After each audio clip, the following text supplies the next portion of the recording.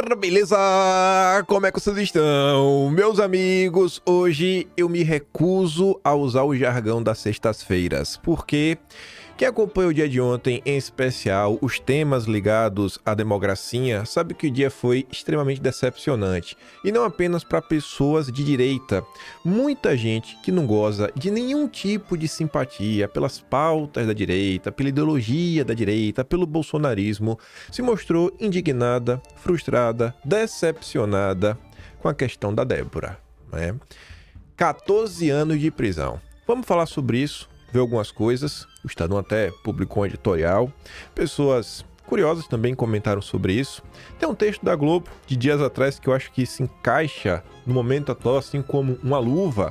Parece que as instituições do Brasil não conseguem mais ouvir a população. Aí, para fazer um contraponto à questão da Débora, que a gente já vai fazer no início, mostrar, né, o tratamento que algumas pessoas da esquerda recebem, vamos falar de segurança pública. Mas não falei muito, duas coisinhas só. Uma ligada ao Lula, uma ligada ao misto Lula. Aí depois a gente volta para falar de democracia, outras coisas. Fala direita, comissões, Estados Unidos, Felipe Barros, Bolsonaro. E no final, eu não sei se vai dar tempo de a gente comentar, mas tem mais coisas ligadas ao governo Lula, que tem uma história bem curiosa envolvendo o Banco Central, Galípolo, Selic, mas acho que vai ficar para amanhã. Mas vamos lá. Sério mesmo, isso aqui é uma coisa assim, sem igual. Moraes vota e pede 14 anos de prisão. A mulher que pichou perdeu mané na estátua da justiça, além do pagamento de 30 milhões em multas, né? Multas aí, questões de danos coletivos. É realmente... Vamos olhar primeiro, né? Acho que nem preciso dar minha opinião, porque vocês têm a opinião de vocês, acho que todo mundo concorda. Na internet ontem você via coisas como esta. O Wilson Pacheco, ele colocou 14 anos de prisão, a estátua, escrito, perdeu mané, de batom. À esquerda, você tem a estátua do Borba Gato, coloca lá uns pneus, fogo, 3 anos de prisão em regime aberto, convertidos em prestação de serviços comunitários. Como era o responsável daquilo ali, o nome dele? O nome que ele se apresenta nas redes era Galo de Luta, mas o pessoal chamava ele de Galo do Lula. Até foi aí nos podcasts da vida. Aí você pega esse rapaz, que atualmente até acho que está como vereador, a não ser que se elegeu como deputado. Mas está ali, na verdade, deputado estadual. Ele era vereador. Deputado estadual Renato Freitas foi condenado pelo TJ do Paraná a 3 meses de detenção e 10 dias de multa, porque pichou o Carrefour. Porque a Débora aí foi golpe de Estado, né? Pois é. Aí o Pavão comenta, o deputado pegou apenas 3 meses e 10 dias de multa por pichar o Carrefour, sim. É aquele Renato Freitas que já se envolveu em outras confusões. E o Carlos Bolsonaro compartilha dizendo, tudo normal na perfeita casa dos porcos. Aí ontem circulou bastante essa imagem, diz muita coisa. A ditadura, bala, democracia relativa, um batom, a bala, anistia, o batom, 14 anos de prisão. A deputada federal Júlia Zanata comenta, Débora Rodrigues escreveu perdeu mané na estátua da justiça e hoje foi condenada a 14 anos de prisão. Uma turma do barulho, né, pra valer, que pretendia implementar uma ditadura do proletariado, que são palavras do ex... Não é político mais, né, Eduardo Jorge, que era um cara da esquerda. Ele que falou isso, cara, a ditadura do proletariado, foram anistiados por tudo que fizeram. No meio dessa confusão, isso aqui não foi ontem, foi dia 19, mas no mesmo período. Eu achei curiosa que essa matéria que a Nicolina postou é da Carta Capital, um portal acima de qualquer tipo de suspeitos, um canal da extrema esquerda brasileira. Supremo perdoa a pena de condenado por tráfico privilegiado. A prática se configura quando o réu é primário, tem bons antecedentes e não integra a organização criminosa. Diferente da Débora, né? Que faz parte de uma grande organização criminosa que ia dar um golpe de Estado. Ai, que dureza. Isso aqui rapaz, Brasil. Aí você pega esses dois casos. O Ebert, que compartilha inclusive o tweet do Samuel Puncher, que abre o vídeo de hoje, ele é um jurista, ele não é de direita, E ele é um cara que ele se dedica há muitos e muitos anos, inclusive a questões que muitas vezes a direita classificaria como direito dos manos. Tem algumas posições que você fica meio assim. Diante do cenário e do que está acontecendo, ele comenta, não é um cara de direita, não acreditei que o ministro votaria por condenar a acusada a uma pena de 14 anos só com base na pichação. Peguei o voto, que contém 91 páginas para ler, e fiquei surpreso, pois foi isso que aconteceu. A única conduta individualizada é realmente a pichação, que pode ser comprovada pelas fotos em que a reaparece. De resto, o voto é mera reprodução genérica da fundamentação presente em outros tantos votos relacionados ao 8 de janeiro. A lógica utilizada pelo relator é a seguinte: no dia 8 de janeiro, aconteceram crimes graves na praça e nas sedes dos três poderes. A ré comprovadamente estava na praça. Logo, ela cometeu todos os crimes. A fundamentação com a devida vênia é muito aquém do aceitável. Pena rigorosa e em total descompasso com o direito penal brasileiro. Um erro grave. Aí ele é acompanhado pelo Tiago Sussequinte, que se autodefine como liberal progressista. Integra aí alguns movimentos que no passado, não sei se saiu, mas o Armínio Fraga já apoiou algum desses movimentos. Independentemente de como nos sentimos sobre a tentativa de golpe, a máquina de moer gente do direito penal sempre a pleno vapor. Assim, abusos, e mesmo se adotarmos um pensamento político, não, temos que entender que a questão da democracia, a extrema-direita, são os bolsonaristas, mesmo que você adote esse pensamento político, o ministro atua contra o seu próprio trabalho quando não age para evitar arbítrios. E é no tom do que o Tiago escreve que o Estadão, mesmo no dia de ontem, né, uma sexta-feira, final de expediente, final de semana, aí o pessoal relaxar, deu um jeito lá de integrar sua equipe para escrever um editorial em nome do portal para comentar sobre esse caso, porque realmente esse é duro. E por que esse é duro? Eu tenho certeza que tem vários julgamentos, tiveram vários julgamentos aí ao longo desses 2 anos, ligados à questão do 8 de janeiro. Eu tenho certeza que tem diversas coisas que a gente ia colocar a mão na consciência e perguntar, meu Deus do céu, olha isso daqui, olha o que está sendo dito. Só que esse caso da Débora, ele é muito fora da curva, porque esse caso, ele vem sendo comentado há bastante tempo. Há bastante tempo. E é um caso que você tem a foto do quê? Pichando com um batom a estátua. Então, assim, o que aconteceu, o que se consegue apontar no que ela fez, é muito difícil que uma pessoa olhe para isso e acredite que ela participou de um golpe de Estado. Então você falou isso, repetiu. Então já foi o julgamento de um caso que parte da população já estava bem por dentro. Então não tinha como não ter uma certa repercussão. E esse caso, obviamente, eu acho que ele vai ser aquele típico caso que as gerações vão comentar daqui a 10, 20, 30 anos, vai se comentar sobre o caso da Débora. Não teve lá no passado o Vladimir Herzog, todo mundo fala... Tem uma Débora nos dias atuais. Aí o Estadão diz, isso não é justiça. Já faz um juízo de valor na manchete. Isso não é justiça. Eu vou discordar? Quem sou eu para discordar ou concordar? Eu só tô aqui para comentar o que tá acontecendo. Na verdade, não tem como discordar isso aqui, sabe? Não tem nem como fazer piada assim. Desculpa, todos os senhores, vocês aí que são juristas, vocês podem tentar me explicar por A mais B de todas as formas. Eu sou burro. Não tem como eu acreditar que faz algum tipo de sentido. Até porque tem pessoas aí de esquerda, como vocês estão vendo aí, que discordam. Mas discordam assim veementemente de 14 anos de prisão. O próprio Estadão, o portal de imprensa mais golpista desse país, também discorda. Não dá, cara. Mas simplesmente não dá. Na tarde de ontem, o ministro voltou para condenar a senhora Débora Rodrigues dos Santos a 14 anos de prisão. A cabeleireira de Paulínia, cidade do interior de São Paulo, não cometeu um crime de sangue. Tampouco aplicou um grave golpe na praça ou desviou milhões de reais em recursos públicos, como tantos que caminham livremente pelas ruas país afora. É um padrão do Brasil, né? Tem uma galera aí que alopra. Milhões e milhões de... Não acontece nada. armada com batom. A ré pichou na Estátua da Justiça, em frente à sede da corte, durante os atos golpistas do 8 de janeiro, os dizeres "perdeu mané". Uma referência à infeliz frase dita pelo presidente do Supremo, ministro Roberto Barroso. Ainda tem isso, né? A frase que ele escreveu foi uma cutucada aí que o atual presidente do Supremo falou no passado, uma frase meio fora de tom. Enfim, no mundo da justiça e da sensatez, foi este e apenas este o seu crime.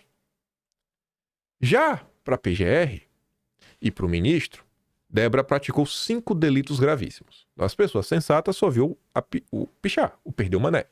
Os sensatos. Mas quem tem a caneta na mão viu 5 crimes: tentativa de abolição violenta do Estado Democrático de Direito, tentativa de golpe de Estado, associação criminosa armada, dano qualificado contra o patrimônio da União e deterioração de patrimônio público tombado. Nada menos. Como exatamente ela praticou cada um deles, tendo se comportado como se comportou naquele dia fatídico, parece não ter importância. Como é que ela fez isso? Não importa. Não importa. É muito injusto o que está acontecendo. Presa preventivamente, por ordem do ministro, desde 17 de março de 2023, a ré agora está prestes a receber uma pena, caso a decisão do relator seja confirmada por seus pares, que ultrapasse muito as penas a que foram condenados criminosos muito mais perigosos do que ela para a sociedade. Por si só, isso abala ainda mais a já desgastada imagem do Supremo, aos olhos de muitos brasileiros de boa-fé que acompanham atônitos a forma como a Corte tem conduzido os julgamentos dos atos golpistas. Não resta a menor dúvida de que, por ter praticado atos tipificados como crimes pela legislação penal em vigor no país, Débora dos Santos deveria mesmo receber uma sanção judicial após o transcurso do devido processo legal, que, a rigor, deveria ter começado no fórum indicado, qual seja primeira instância, e não a última, o que impede que a uma cidadã sem prerrogativa de foro seja plenamente assegurado o direito ao duplo grau de jurisdição. Mas, a qualquer pessoa minimamente sensata, imbuída de boa-fé e, sobretudo, de senso de justiça, uma pena tão draconiana como a imposta à ré pelo ministro não passa nem sequer por razoável, que dirá por justa. Lamentavelmente, e não apenas para o Supremo, mas para todo o país, senso de justiça é que faltou ao senhor ministro no julgamento desse caso. Não há virtude maior para um juiz do que o senso de justiça. Um juiz, ele deveria ser justo. Tem alguma justiça, gente, nesse caso. Eu fico me perguntando assim, rapaz, como é que essa galera quer tomar esse tipo de decisão? E no dia seguinte, espera que a sociedade olhe, não critique, não reclame, não xingue.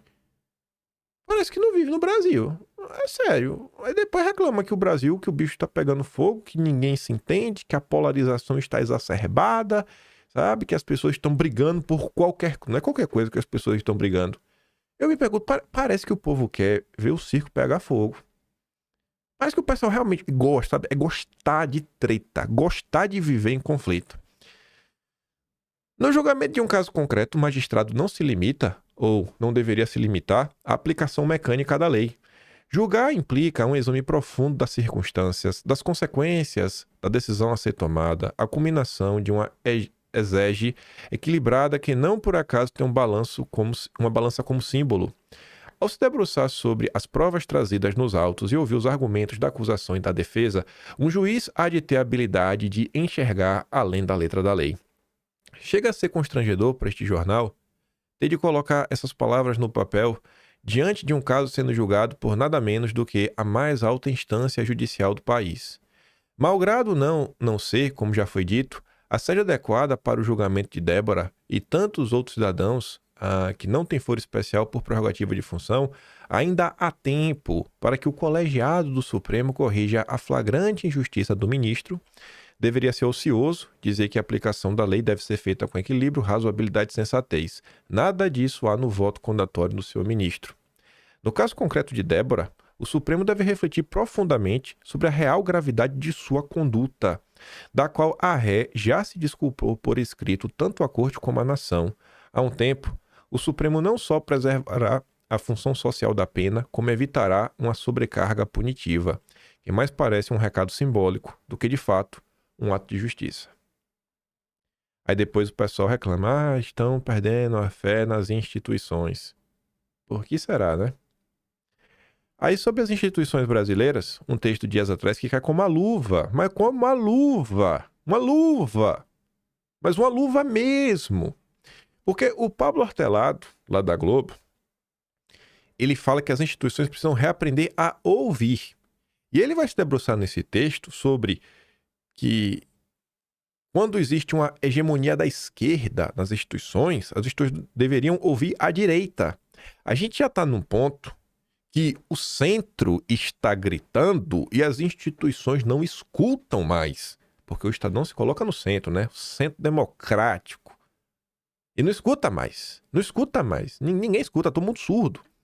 Aí fala, vemos críticas não ser consideradas porque são percebidas como acusação moral e legítima.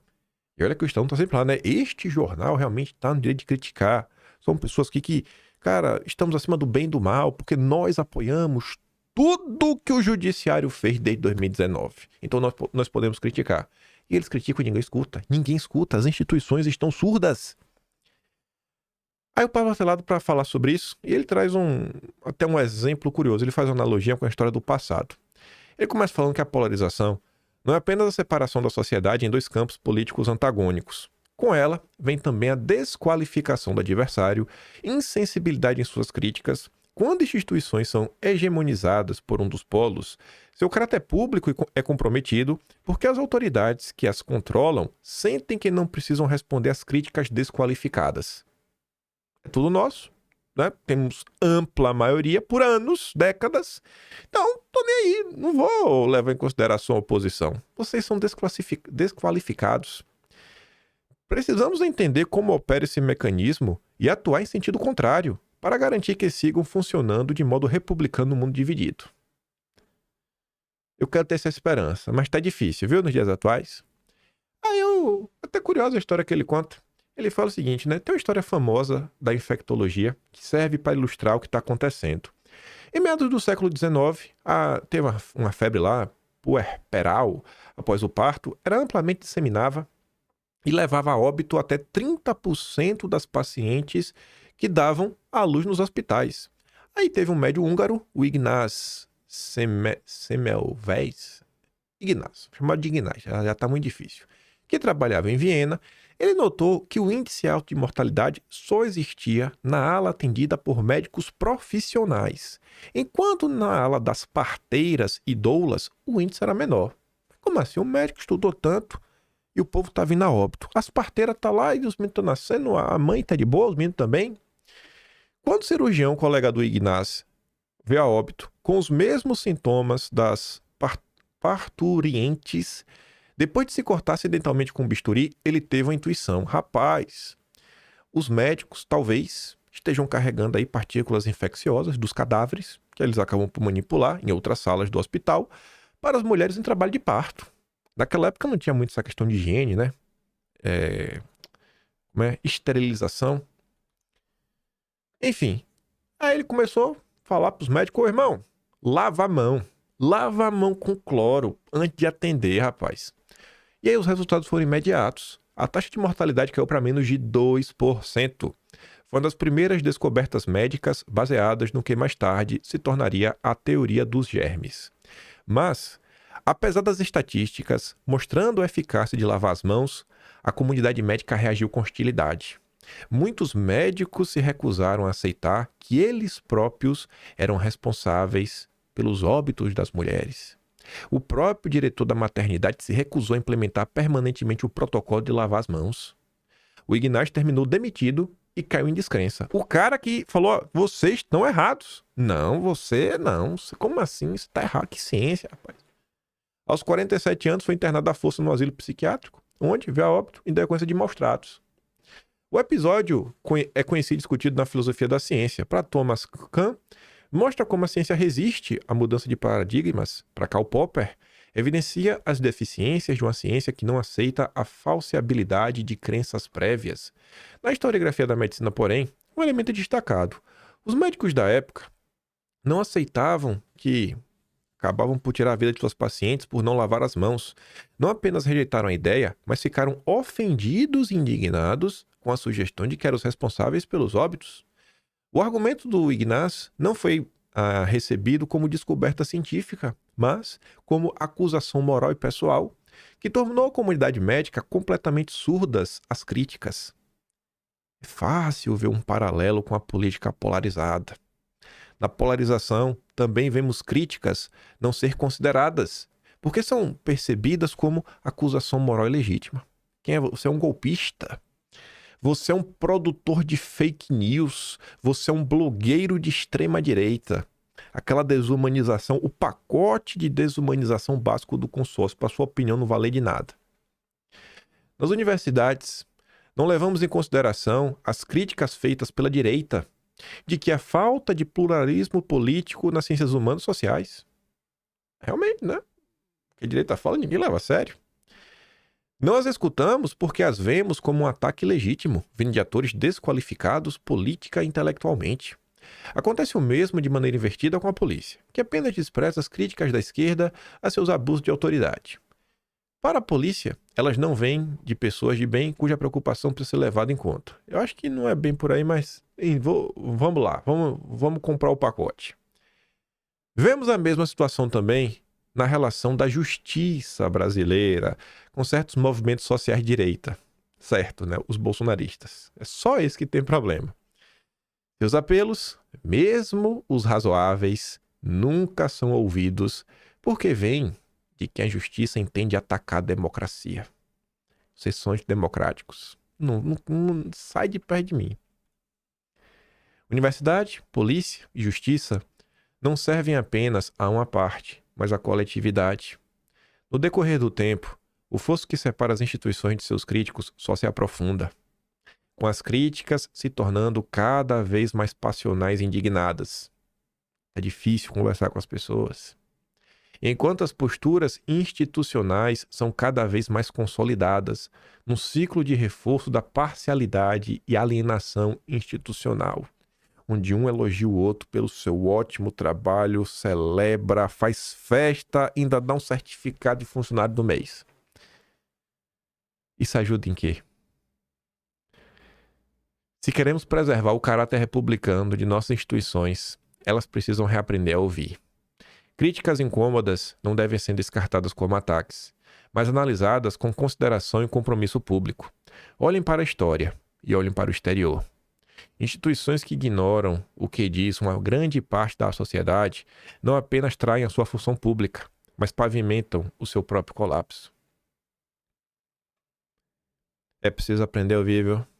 E me perdoa aí todo mundo que é mais velho que eu, porque a maior parte de vocês aí que estão em cargos de destaque no Brasil, né, em posições do alto funcionalismo público, a maior parte de vocês são mais velhos que eu, sou bem novo.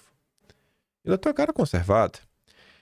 E eu falo pra vocês, senhores, se tiver aí, se por acaso esse vídeo chegar a alguém, pode achar que eu sou antidemocrático, que eu sou burro, que eu sou de extrema direita, você quer me chamar do que quiser.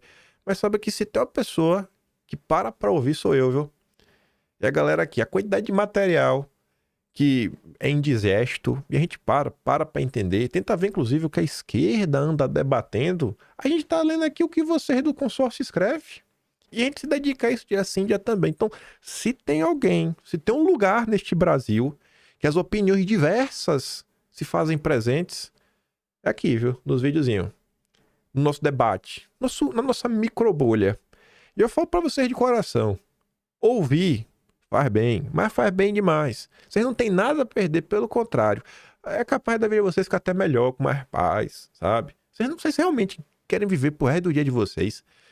Sai na rua, aí vai com segurança, porque tá com medo de ser, sabe, receber uma crítica, coisa, acontecer alguma coisa. Pelo amor de Deus. Que vontade é essa de viver numa sociedade rachada, onde as pessoas se odeiam cada vez mais? Vamos olhar cada um, né, pra si mesmo, ver se não tem nada, fazer um exame de autocrítica e de autoconsciência. Eu sei que é falando pras paredes, né? Que no final do dia, mas não custa, né? Pelo menos falar pra um dia, pra gente falar lá atrás. Lá atrás a gente falou, tentou falar isso. Aí, como você chega pra uma pessoa mais à direita nesse Brasil, Como você chega para uma pessoa mais à direita nesse Brasil e fala para ela ter calma, para ela ter paciência, vendo aí deputados sendo alvo de diversas coisas quando é de direita, mas quando são apoiadores do Lula, tipo o Janones, acontecem coisas como essa. Luiz Fux, do Supremo, homologa acordo em que Janones se compromete a devolver R$ 131 mil à Câmara por rachadinha.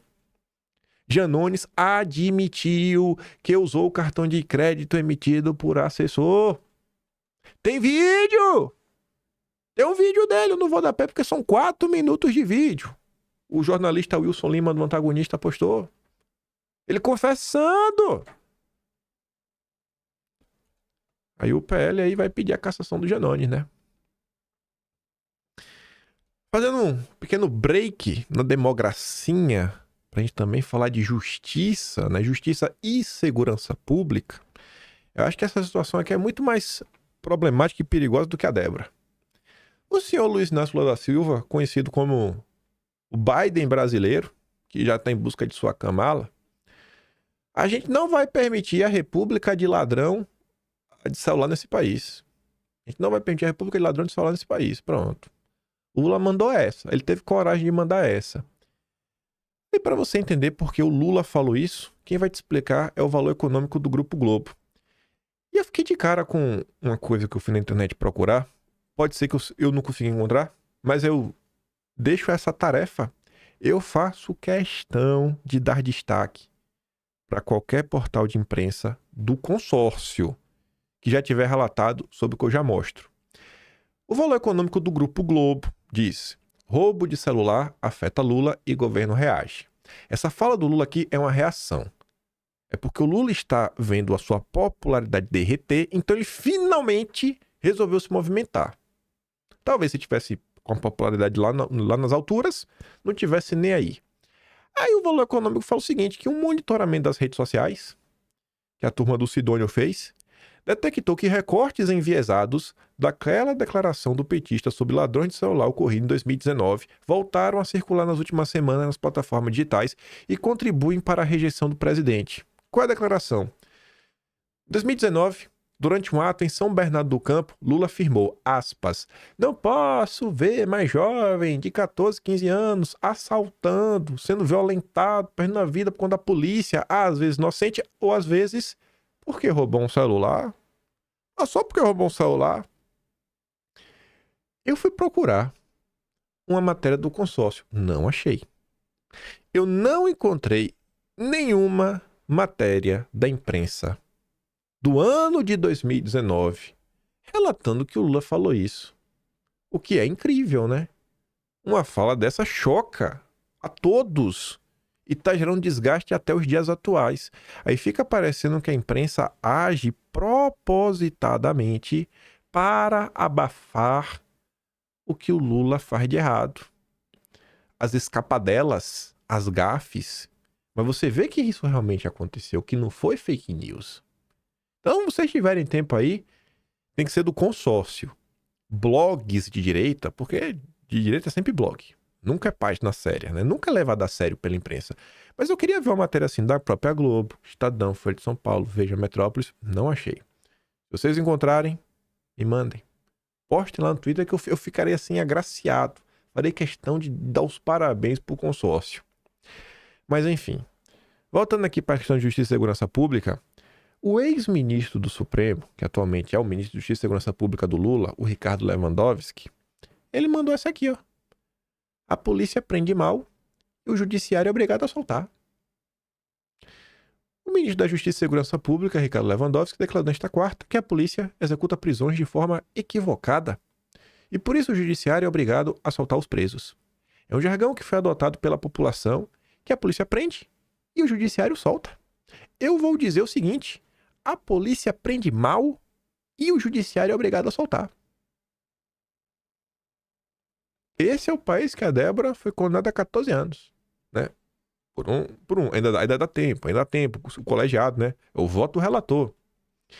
Aí, diante da fala do Lewandowski, né? Delegados da Polícia Federal repudiaram a fala. Tá lá o vídeo da CNN. Aí eu volto aqui nesse momento, peço a vocês de coração, Bate aquela foto marota ou aquele print, aí você me recorta, porque o importante é a notícia, não sou eu. Aí você pega essa notícia, de coração mesmo. Eu tenho certeza que você conhece algum policial. Todo mundo no Brasil conhece algum policial. Se você não conhece, fala com as pessoas que você conhece. Mostre isso. Mostre isso. Não é pra criticar o governo Lula, não. Só mostre falando, ó, o ministro da Justiça e Segurança Pública do Lula falou que o problema do Brasil é porque você prende mal. Só fale, aí você mostra a notícia. Tá aqui, ó, CNN, mostre. E peça, por favor, para ele prender direito. Essa daqui é a típica fala que não pode ser jamais esquecida.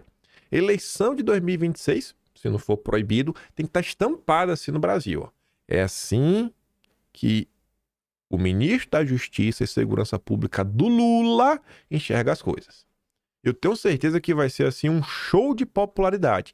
Eu tenho certeza que isso aqui vai ajudar a manter a popularidade do Lula do mesmo jeito que tá, né? Caindo pro buraco. Rapaz, não tem condição não, velho. Não tem condição uma coisa dessa. E aí, diante disso, né, diante dessa linda fala, os deputados da bancada bala resolveram aí convocar o Lewandowski. Vão chamar ele aí pra ele explicar o que tá acontecendo, né? Levar lá numa comissão da vida pra perguntar, e aí, irmão, qual é? Com base no que tá falando isso daí? Explica aí pra gente tentar entender. É o mínimo que isso aqui pode ser feito, né? E realmente uma fala como essa não tem condição. Mas vamos lá, vamos voltar para a democracia, pegando o gancho na questão até de comissões. Felipe Barros deu várias entrevistas nos últimos dias, uma delas para o Paulo Figueiredo.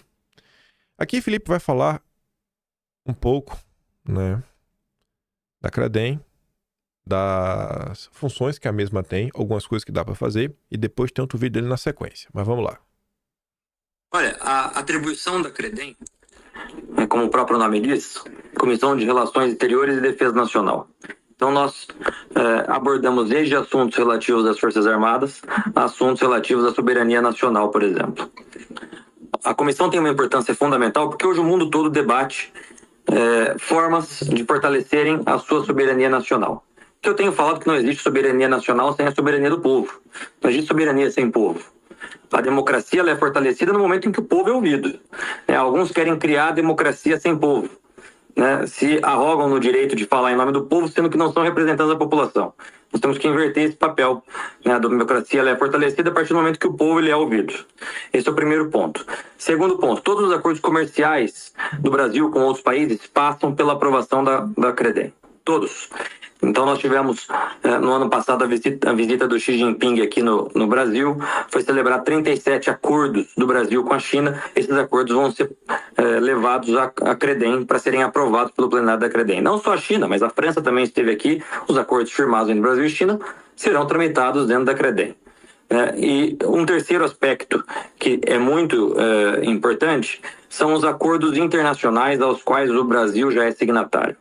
O que eu já te adianto e que nós faremos e já começamos a fazer é competência e atribuição regimental da Credem analisar todos os fatos que estão acontecendo no Brasil e se esses fatos estão em conformidade ou não com os acordos internacionais de direitos humanos aos quais o Brasil já é signatário. Eu lembro a você que o Supremo decidiu há anos atrás que tratados internacionais que versem sobre direitos humanos têm um status supralegal, valem na pirâmide jurídica de Kelsen, valem mais do que as leis ordinárias que nós aprovamos todos os dias na Câmara, menos do que a Constituição Federal, mas possuem um status jurídico acima das chamadas leis ordinárias. Ou seja, a comissão pode se debruçar sobre todos os fatos que estão acontecendo no Brasil nos últimos anos e se esses fatos estão em conformidade ou não com esses acordos internacionais aos quais o Brasil é signatário. Eu fiz recentemente um protocolo à OEA quando o PT fez o pedido de apreensão do passaporte do deputado Eduardo Bolsonaro, fiz um pedido de medida cautelar ao senhor Pedro Vaca, relator da liberdade de expressão da OEA.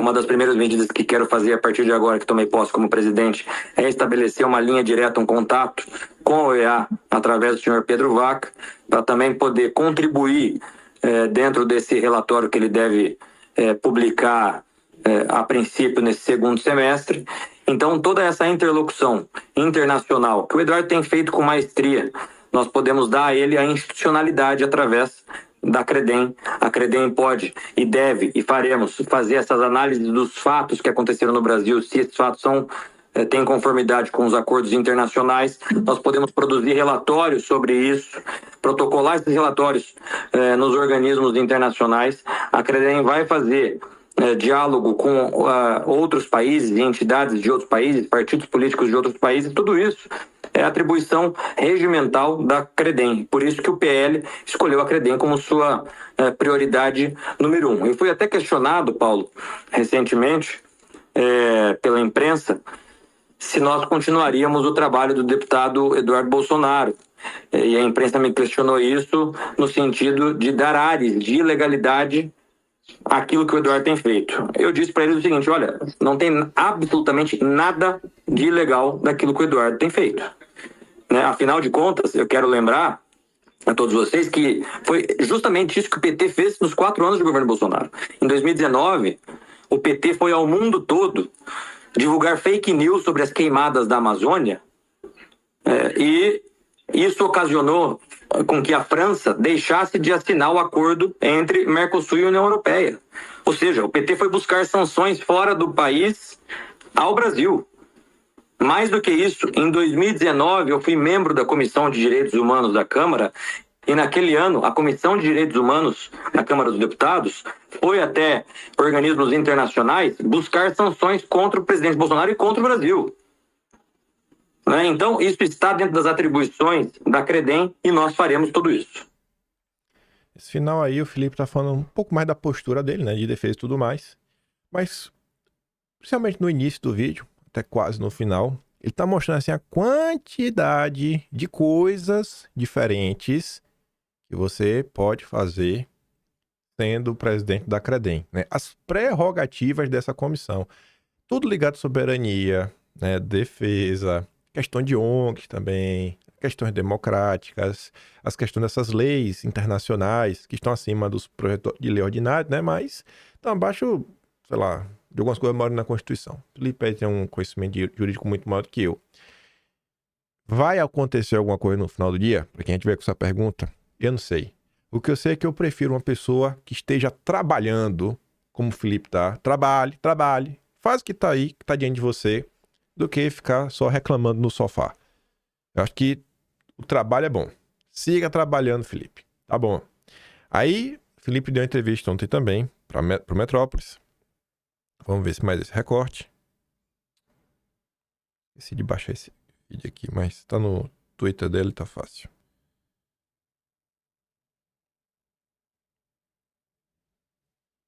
Que ele não tem planos para um encontro entre Lula.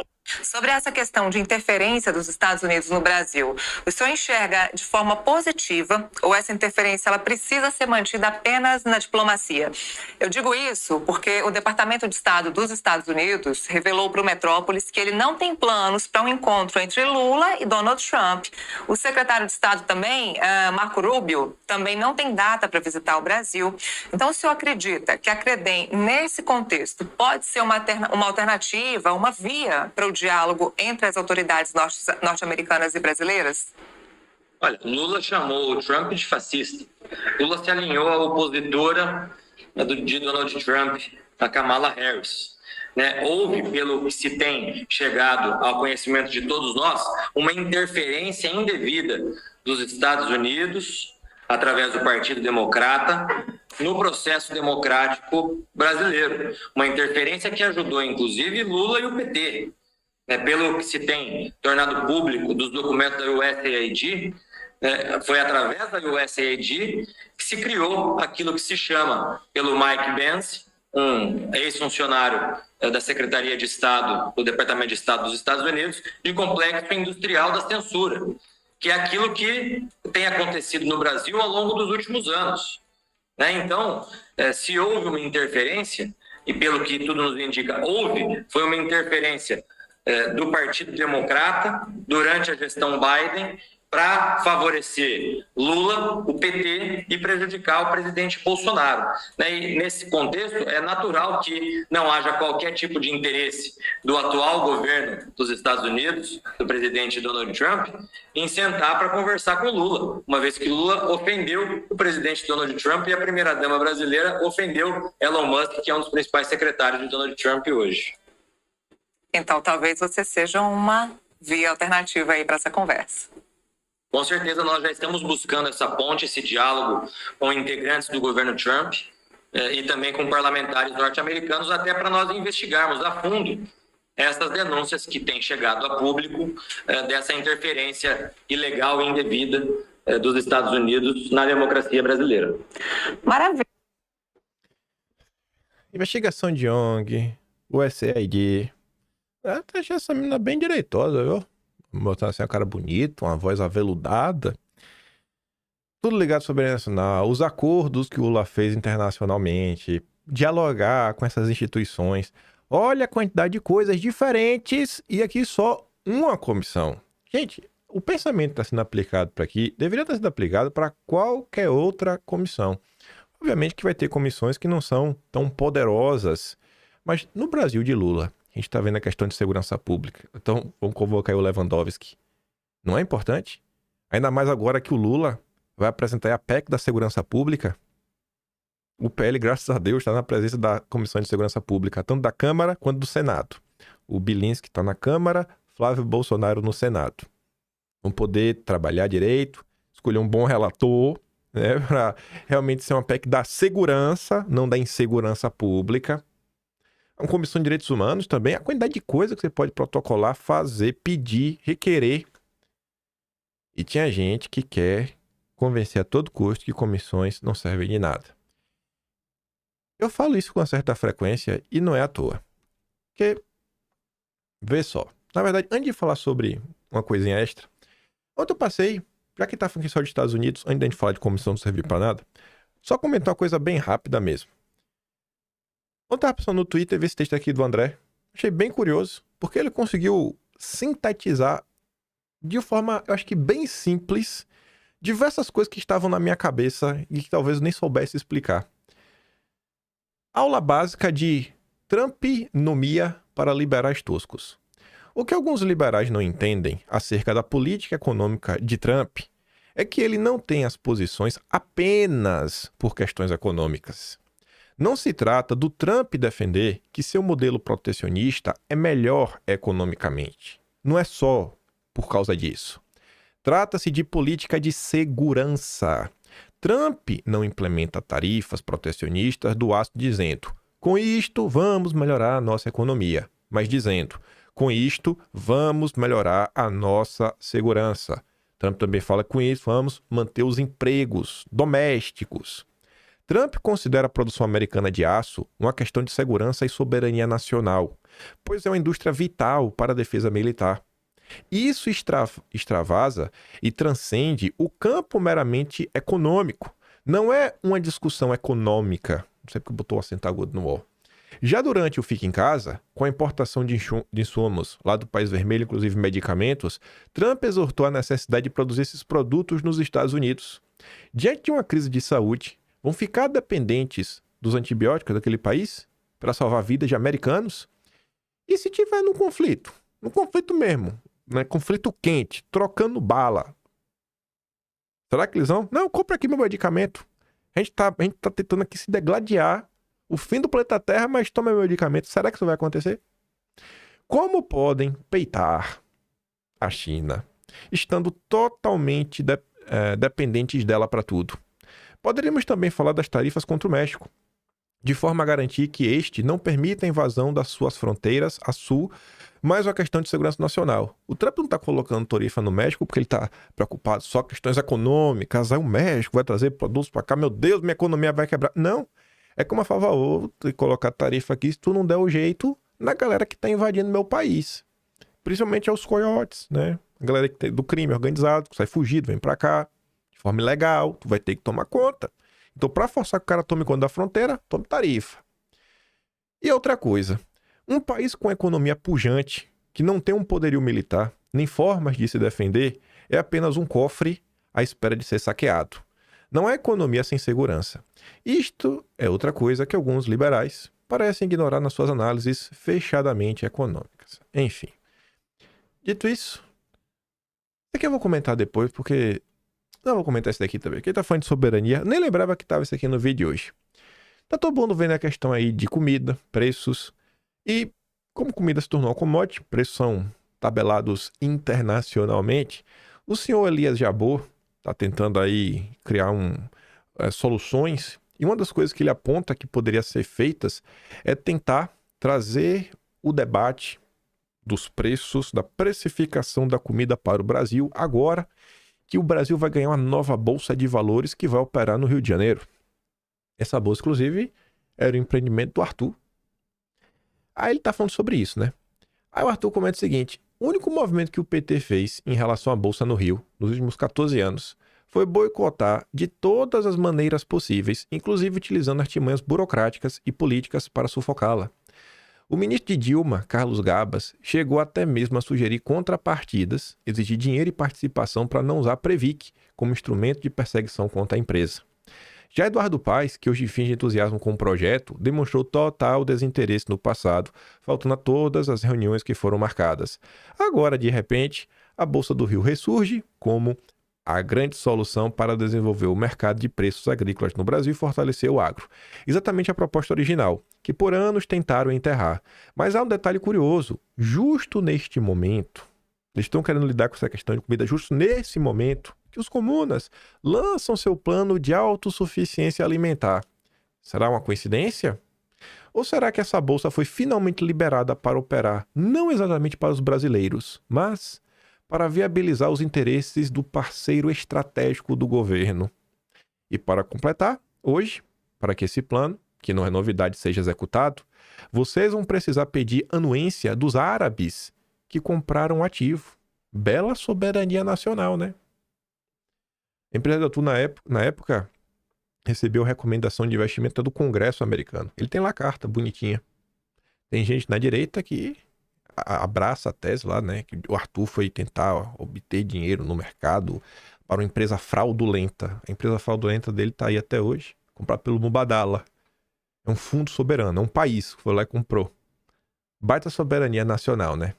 Aí a turma da esquerda agora tá aí para tentar utilizar isso para tentar, não sei, trazer algumas outras vantagens para que a gente consiga ter um preço mais competitivo, mais vantajoso, tentar baratear o preço da comida no mundo todo.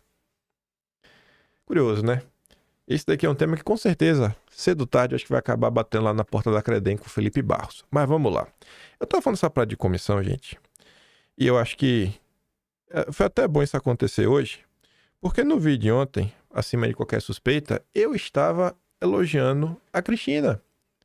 Todo mundo que assistiu o vídeo ontem viu, elogiando ela, falando: pô, Cristina, você aí, diante da votação que você teve lá para a Prefeitura de Curitiba, cara, tente usar essa força, sabe, esse poder, para conversar com o pessoal dentro do partido, porque a sua voz vai ser ouvida. Talvez até mais do que a do próprio Bolsonaro, que Bolsonaro entrou em contato com a Renata Abreu, né, para falar sobre a questão da anistia. Aí, eu tava passando ontem no Twitter e me deparei com esse recorte aqui. O cara que comenta, ele tá bem chateado com essa fala. Vou mostrar aqui primeiro a fala, depois eu leio aqui o que o palhaço escreveu. Estou até agora tentando entender o que aconteceu com Hugo Mota, presidente da Câmara, que parte da direita dizia ser a salvação dos abusos de autoridade cometidos pelo STF, porque ele garantiu que colocaria em votação o projeto de anistia dos presos políticos do 8 de janeiro. Isso lá atrás, no dia 1º de fevereiro, quando estava fazendo conchavos ali para tentar se eleger, e se elegeu presidente da Câmara. Pois nesta quinta-feira, 20 de março, menos de 2 meses depois daquele momento da eleição para a presidência da Câmara, ele sentou na cadeira de presidente e fez o seguinte discurso para celebrar. Então tá aí, né? Primeiro ponto.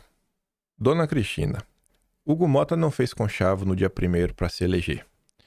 Hugo Mota já estava eleito desde o ano passado. Inclusive o partido que a senhora faz parte, o Podemos, que a senhora se filiou, coloquei ali embaixo a notícia da revista Oeste da sua filiação. A notícia de cima é da CNN, mostrando que o partido da senhora apoiou o Hugo Mota. Então, respira um tiquinho. Só para não perder a prática, o partido da senhora também apoiou o Alcolumbre, viu? Enfim, isso já em 2024. As pessoas da direita, e aí eu desconheço, e aí eu até peço, eu realmente queria saber, porque eu acho que se alguém falou que o Hugo Mota seria a salvação contra os abusos, se alguém usou esses termos, que acho que são termos muito fortes, essa pessoa vive no mundo da lua. Porque do que eu acompanhei, em especial dos políticos que comentaram sobre a situação, como Mário Frias, o Eduardo Bolsonaro, o próprio Felipe Barros e principalmente Jair Bolsonaro, o ponto central que foi colocado na mesa eram, diante de uma vitória certa, que era certa, já se sabia disso, ninguém nem questionava, tanto que foi WO, teve nem candidato para tentar peitar, não teve. Foi um candidato de verdade, não estou falando aventureiro que está em busca de brilhar tipo Marcel Van Hatten, tanto que não teve ninguém para disputar contra. Não foi Rodrigo Maia versus Baleia Rossi. Aquela foi a última eleição da presidência Não. Rodrigo Maia versus Baleia Rossi, não, né? Baleia Rossi era o candidato do Rodrigo Maia. Baleia Rossi versus Arthur Lira. Ali foi a última disputa real. Ali foi a última disputa. De lá, então, a coisa já está tudo empacotado. É só ver com quantos votos o Lira se elegeu agora em 2023. Foram mais de 400. E agora o Hugo Mota, recordista, mais de 440 votos. Então, assim, as pessoas, diante de um cenário concreto, impossível de mudar, e era impossível. Quem acha que não é impossível, então tá no mundo da lua, vive no mesmo mundo da lua com quem acha que o Hugo Mota vai resolver alguma coisa, os abusos. Diante desse cenário concreto, todas as pessoas da direita, assim, dos políticos, estavam apontando o quê? A gente tem dois caminhos. Ficar com um discurso bonito, cheiroso, e não ocupar nenhum espaço, ou fazer parte do bloco vencedor para ocupar a presidência das comissões. Que foi o que aconteceu. E Felipe Barros só está na presidência da Credem por conta disso. Mas tem gente que acha que também isso não serve de nada. Então, assim, muita gente posta isso daqui e posta indignado. Porque, assim, eu não consigo crer que este país vai chegar em algum lugar com as pessoas tão despolitizadas, com as pessoas tão mal informadas. E quem diz isso é uma pessoa que ontem estava aqui te elogiando. O Palhaço comenta, a parte da direita, ele coloca nós, dizia ser a salvação para conter os abusos do Supremo. Quando é que essa turminha vai entender que se o PL em peso apoiasse o Marcel, ele não venceria? Ficaria com 123 votos, mais ou menos, e ainda ficaríamos sem as comissões, ficamos com 5. Cara, até quando, velho? Qual é o interesse de vocês com esse papo de maluco? É porque é papo de maluco até o dia de hoje, velho. Não tem condição uma coisa dessa. Ontem me mandaram um vídeo, eu fui vendo lá um cara, sei que é lá de minha opinião. Aí o cara foi abrir meu Twitter e falou, ele até agora não falou nada do Hugo Mota. Como se eu fosse obrigado a comentar alguns assuntos ligados à democracia, eu sequer comento no Twitter, cidadão. Comentei no vídeo ontem. Eu não comentei no vídeo anterior porque eu tava fazendo um dossiê histórico, a parte 5. Posso ter minhas prioridades, coisas que eu acho que eu quero contar? Eu queria contar ali a parte 5 do dossiê. Aí eu fico assim de cara como são as coisas. Só que aí o pior é o seguinte. Dá uma olhada nisso daqui. Nesse momento aqui, eu peço assim, de verdade assim. Por um momento, até se tu já estiver cansado de treta, por um momento, velho, me escuta por 5 minutos. Eu tava passando ontem, aí eu vejo mais uma vez, porque é todo santo dia. Flávio Morgenstern, do Senso em Comum. Não adianta reclamar do Hugo Mota se você não cobra jornalista, entre aspas. Porque eu não sou jornalista, eu sou um blogueiro. Todo santo dia é esse tipo de ataque. Todo santo dia. Que só faltou comparar Marco Aurélio, Thomas Jefferson e Platão. Aí um rapaz chamado da descida de Eduardo. Vocês são a prova que esta geração vive na fantasia e se recusa a encarar a realidade. Ninguém elogiou Hugo Mota. O voto nele foi para conseguir espaço parlamentar. E sem o PL ele já estava eleito.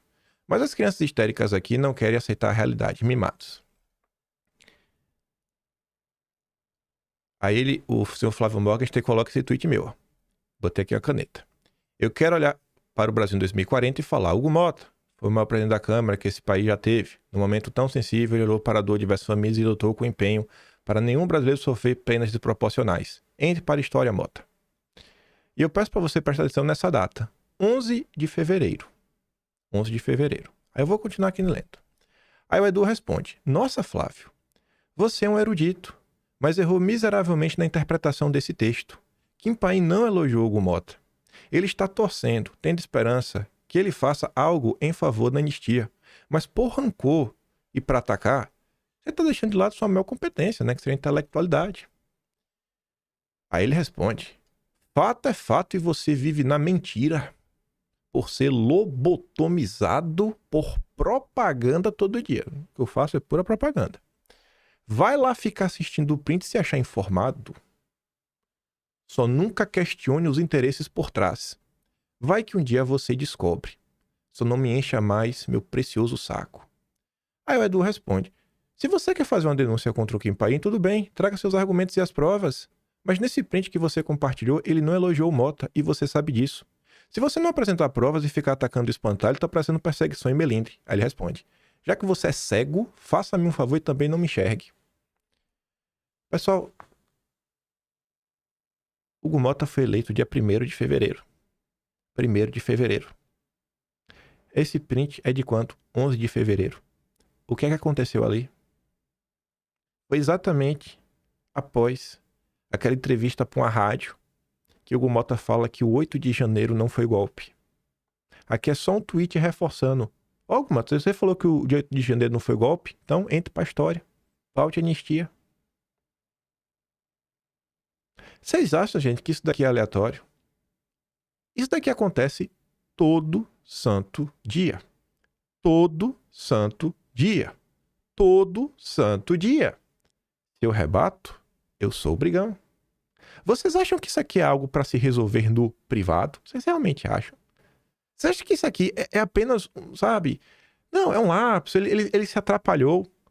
Uma coisa que acontece todo santo dia. Todo santo dia. Aqui é um exemplo. Ontem eu estava lá na live, o pessoal falando do Constantino. Todo santo dia. Todo santo dia. Me acusam de coisas que eu nunca disse e colocam, né, e negam coisas que eu já falei. Esse rapaz aqui já chegou a me acusar formalmente. Pensa o seguinte, ó. Eu tô aqui, faço parte, né? Existe uma direita no Brasil. Não sei se eu ainda faço parte dela, mas existe uma direita. Quer ou não, esse rapaz ele tem um peso institucional. Imagine que você está dentro da direita. Aí chega um cara como ele, né? O intelectual da direita. Aí ele chega pra tu e fala assim, ó. Tu acha que ele é uma pessoa de respeito. Aí ele aponta pra mim e fala, ó, aquele cara ali, ó, é um vagabundo. Uma pessoa que às vezes não é muito informada, assim, aí tá, rapaz, o cara disse que o que é um vagabundo, e aí? Eu sou vagabundo pelo quê? O que foi que eu fiz? Esse cara aqui, pra vocês terem ideia, ele faz parte do grupo de WhatsApp. Ele, Leandro Ruschel, Renata Barreto, Rodrigo Constantino, Flávio Gordon. Esses são que sempre ficam falando de mim. Eu não vou falar os outros membros. A Paula Schmidt também tá nesse grupo.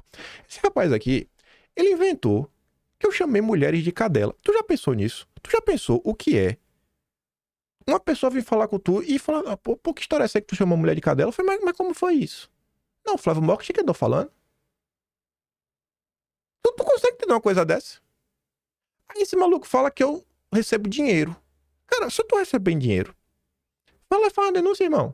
Ministério Público, Polícia Federal, vai lá. Tão doido pra me matar. Vai lá, dá um jeito. Todo santo dia. Agora sim, ó.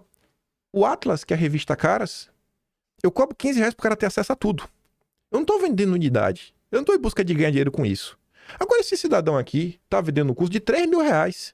Mais de R$3.000. Ele, Marcel Van Hatten, coisa, só as estrelas. Mas o mercenário sou eu. Eu não tô aqui fazendo live, perceber superchat. Tem um Pix? Não. Tem, não. E eu sou mercenário. Não, porque com certeza eu tô falando isso porque tem alguém que tá me financiando por trás. Eu tô aqui igual um idiota. 7 dias por semana. Eu só paro no Natal. Tô assim desde 2019.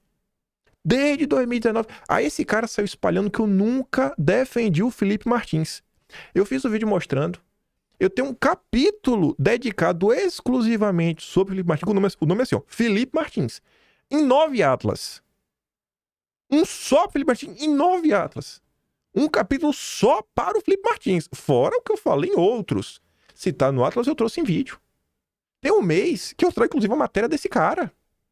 Vocês estão entendendo como é a coisa? Então, assim, quando eu falo pra vocês... É porque eu não quero ficar me vitimizando, mas quando eu falo pra vocês que tem uma turma que realmente quer me destruir, cara, eu não entendo. E aí eu quero mandar, Morgan, um recado através de você pro senhor Jairo Leal, o dono da Revista Oeste. Assim, irmão, eu não... Vá se lascar, velho. Vai tomar no meio do seu brioco. Vai lá e dá um recado pro seu chefe. Ele vai entender. Já não aguento mais, velho. Não é que eu não aguento mais, não. Eu não aguento mais, assim, apanhar calado. Vez ou outra que eu entro pra rebater. Na boa. E vai ser assim, tô aqui, ó. Falo, mostro. Para de ficar indiretinho, irmão. Tu é o cara que é conhecido por apertar a mão dos outros mole. Mão mole. Mão mole. Todo santo dia. Todo santo dia. Então, assim, abri aqui o espaço que eu tenho pra falar sobre isso. Sério, velho. Vai lá e denuncia lá pra polícia, pô. Todo santo dia, tu e tua turma. Aí, outras coisas que acontecem, né? Essas maledicências vão se acumulando, vai se acumulando. Aí os malucos de internet vai vendo esse tipo de coisa e começa a acreditar. Eu tô lá passando no Twitter, olha o tipo de coisa. Seguidor de quem? Imagina os jornalistas aqueles... Tu vai no perfil, tu vai ver o tipo de pessoa que ele compartilha. Só a Tropa Intergaláctica. Ou... Não vou ler isso aqui, na palavra, mas tu lê aí. Né? Enfim. Um negócio com cunho sexual, não vou ficar lendo. Olha só isso aqui que você deixou de fora do seu manifesto comum fascista, que você chama de dossiê. Aí ele coloca a notícia do Poder 360, que é o quê? O documento da CIA do Brizola. Gente, que documento é esse aqui? Tá de fora do meu dossiê? Tá de fora. Todo santo dia. Eles colocam palavras na minha boca que eu nunca disse e me acusam de não falar o que eu comento com frequência. Se eu rebato, eu sou brigão. Se eu rebato, briguem no privado.